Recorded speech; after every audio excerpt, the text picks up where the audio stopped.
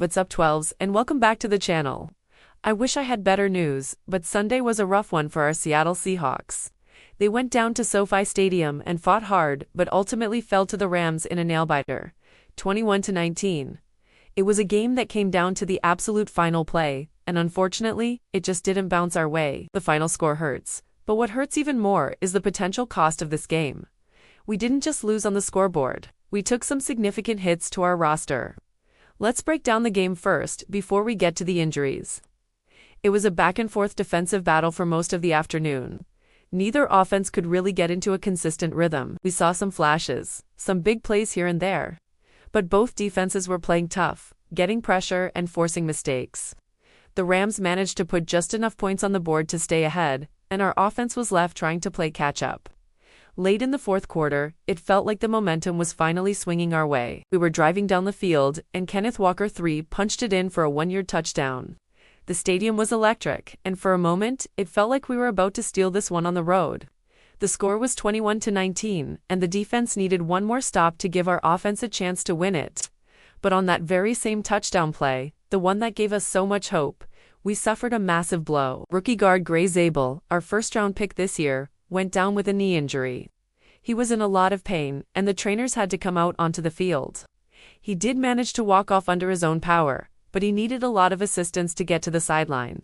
Seeing a key piece of our offensive line, especially a high-profile rookie like Zabel, go down like that is just good. After the game, Coach Mike McDonald didn't have much of an update. He simply said it was a knee injury, and that Zabel would be getting tests and imaging done on Monday to determine the severity. So right now, we're all just holding our breath and hoping for the best. Losing a first-round pick for any significant amount of time would be a major setback for this team, and for the development of our offensive line. Let's all send our best wishes to Grey for a speedy and full recovery. With Zabel out, Christian Haynes had to step in at left guard. Now, this was Haynes' first game action of the entire season. You might remember he started the year on injured reserve with a pectoral injury and was literally just activated from IR the day before the game. So, talk about being thrown into the fire. He comes in for the most critical possession of the game.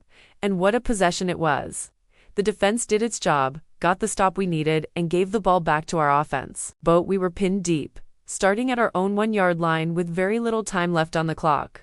The offense, with Haynes now on the line, managed to claw their way out of the shadow of their own end zone. They moved the ball all the way to the Rams' 43-yard line. It was an incredible effort under immense pressure.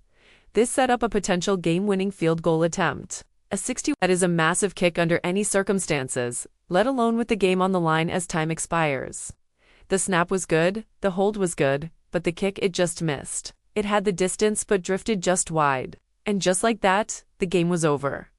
Heartbreak at SoFi Stadium, to come so close to fight all the way back, only to lose on the final play, is just a brutal way to end a game. Unfortunately, the bad news on the injury front didn't stop with Zabel. We also lost linebacker Tyrice Knight during the game. He suffered a concussion while making a tackle on kick coverage. Concussions are always serious, and he'll now have to go through the league's protocol. We won't know his status for the next game for a while. But losing a key special teams player and rotational linebacker definitely thins out our depth on defense. So, where do we go from here? This loss drops us in the divisional standings and makes the path to the playoffs that much harder. But more importantly, the health of the team is the #1 concern. We have to see how serious the injuries to Zabel and Knight are. If Zabel is out for an extended period, the next man up mentality will be tested in a big way. Christian Haynes got his first taste of action, and he might be called upon to play a much larger role moving forward. It's easy to feel down after a loss like this. It was frustrating, it was painful, and the injuries just add insult to injury. But this is a long season. Every team faces adversity. How this team responds to this loss, how they rally around their injured teammates, and how they prepare for the next opponent will tell us a lot about their character. We know they have the talent, but now it's about resilience. We'll be keeping a close eye on the injury reports this week, and we'll bring you any updates as soon as they become available. We'll also be breaking down the film to see what went right, what went wrong, and what needs to be fixed before the next game. It's a tough pill to swallow, but the season is far from over. We have to stick together as a fan base and support the team through the highs and the lows. This is one of those lows, but brighter days are ahead. What were your biggest takeaways from the game? Who do you think needs to step up in the absence of our injured players? Let me know your thoughts down in the comments below. Let's have a conversation. As always, thanks for watching and for all your support. If you're not already, make sure to hit that subscribe button and turn on notifications so you don't want to miss any of our upcoming Seahawks coverage. We'll get through this together. Go Hawks!